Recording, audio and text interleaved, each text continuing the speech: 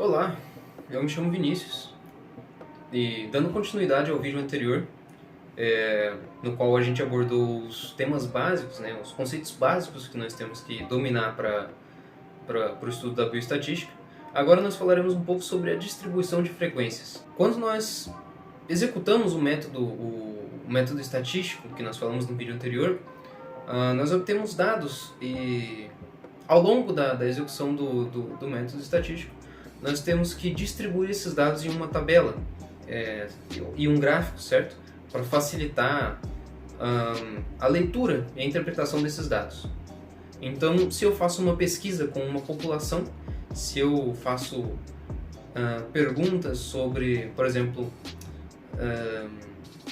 a cor da mochila de estudantes de uma determinada sala, de uma escola, eu vou obter dados, certo? Quantas mochilas são azuis, quantas mochilas são vermelhas, quantas mochilas são pretas, certo?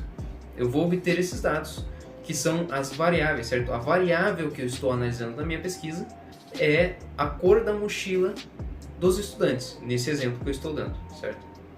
A partir desses dados que eu obtive, eu vou montar uma tabela de frequências e vou distribuir esses dados na minha tabela de frequências. Em bioestatística, nós vamos estar utilizando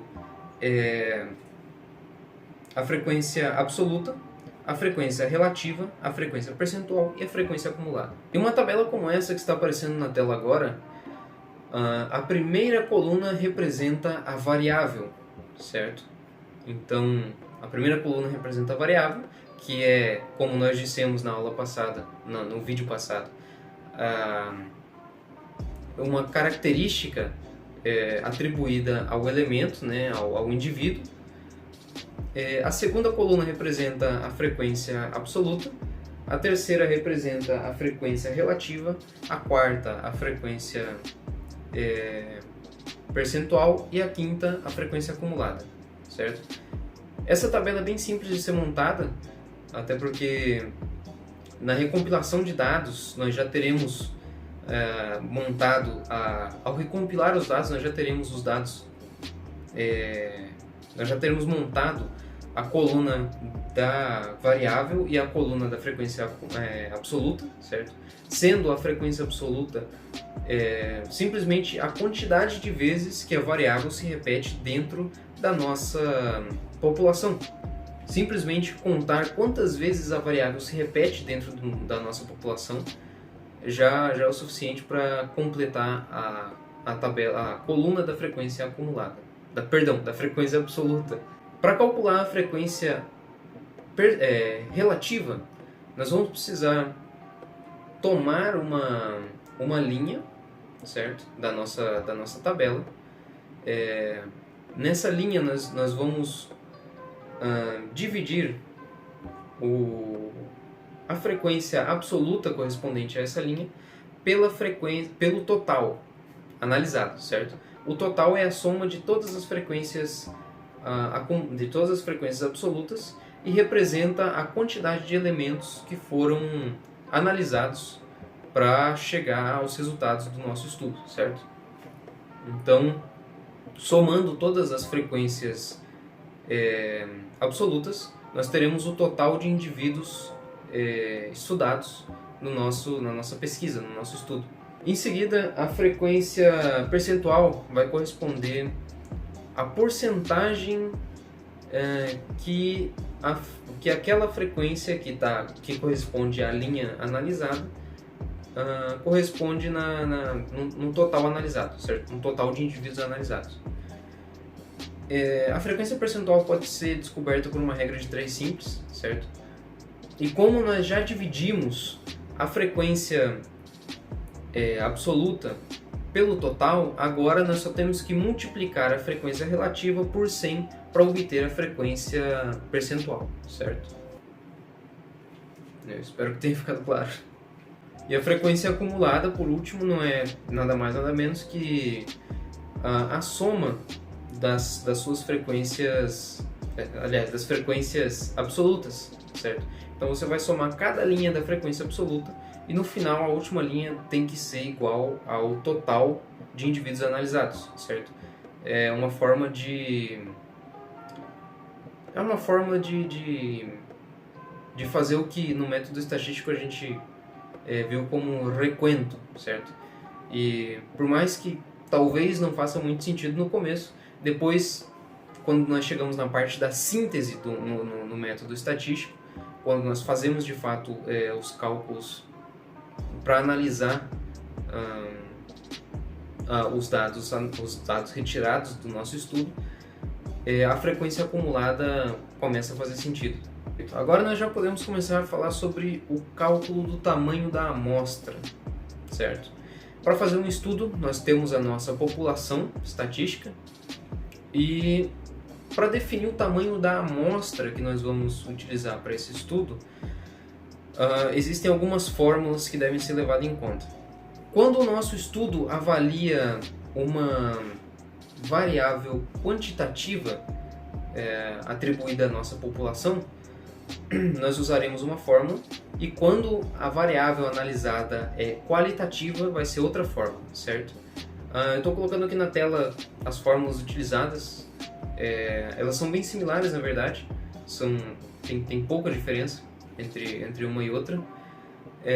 E vejam bem que nós teremos uma fórmula para o caso da população analisada ser finita e uma fórmula para o caso da população analisada ser infinita, certo? Lembrando, nós utilizamos essas fórmulas para definir o tamanho da amostra que será retirada da população para realizar o estudo. Essas fórmulas podem ser um pouco confusas a princípio, mas está aparecendo aí na tela também agora um guia, né? uma guia com o que significa cada elemento das nossas fórmulas. Então, por aí já fica um pouco mais fácil de analisar. Todos esses são dados que o problema a ser resolvido vai entregar para a gente, certo? Então, analisando, essa aula é direcionada para a realização de uma prova, então trabalhando dentro dos problemas dentro dos dados que os problemas da prova vão fornecer para a gente, nós utilizaremos esses dados para completar a fórmula.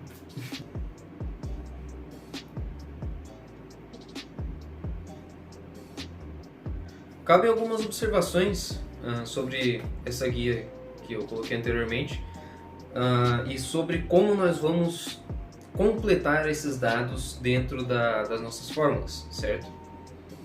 Por exemplo, se o problema não te fornece a probabilidade de êxito e a probabilidade de fracasso, então você infere que a probabilidade de êxito e fracasso é igual a 50%, certo? Ou seja, P será igual a 50% e Q também será igual a 50%. Se P e Q são igual a 50%, então 50%, né, a mesma coisa que 0,5, nós vamos utilizar 0,5 na fórmula, certo? No lugar de P e Q, nós carregaremos 0,5. Com o E, certo, que é o erro máximo admitido, nós vamos fazer a mesma coisa. O E vai variar de 3% a 10% geralmente. O problema geralmente vai te dar de 3 a 10% para você utilizar como seu E na fórmula. E da mesma forma como o P e Q, você vai só dividir por 100, certo? Se for 7%, por exemplo, você vai colocar no lugar de E da fórmula 0,07, certo? 7% equivale a 0,07. Isso não acontece quando nós estamos falando do nível de confiança, que é representado por Z na fórmula.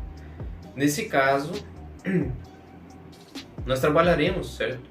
Na estatística, nós trabalharemos com um nível de confiança que vai variar entre 90% e 99%, certo? Mais especificamente, nós utilizaremos as medidas 90%, 95% e 99% como o nosso nível de confiança dentro dos problemas, certo? Esse será o nível de confiança fornecido pelo problema para que nós resolvamos, para que nós coloquemos na fórmula, certo? Porém, como eu disse, nós não vamos apenas dividir por 100, nós não vamos apenas colocar essa porcentagem em decimal na nossa fórmula, porque para cada nível de confiança nós utilizaremos um número correspondente para colocar na fórmula. Então, por exemplo, se o problema diz que o meu nível de confiança no problema é 95%, que é o que geralmente é usado, eu vou utilizar no lugar de Z na fórmula 1,96, certo? Se o problema disser que o meu nível de confiança é de 90%, eu utilizarei 1,64, certo? Na fórmula. Já se o meu problema diz que o meu nível de confiança o enunciado diz que o nível de confiança é 99%, eu utilizarei 2,58 na fórmula. Vamos ver agora um enunciado, certo? O enunciado fornece esses dados para nós, esses dados que estão aparecendo aí na tela. Muito cuidado ao carregar esses dados na calculadora, porque dependendo da disposição dos elementos, dependendo de como você carrega os dados na calculadora, você pode gerar um erro no seu resultado, certo? Nesse caso, no exemplo que nós estamos analisando, o exemplo contido no material, os dados apareceram aí na tela. A disposição deles, esses dados devem ser carregados na calculadora nessa ordem que está aparecendo aí na tela também, certo? Então aí está uma imagem da resolução do problema. Bom, por hoje é só. Isso é tudo. Novamente, se você está assistindo esse vídeo e teve alguma dúvida, alguma crítica, algum comentário, fique à vontade para colocar aí na área de comentários do vídeo. E é isso. Boa prova e até a próxima.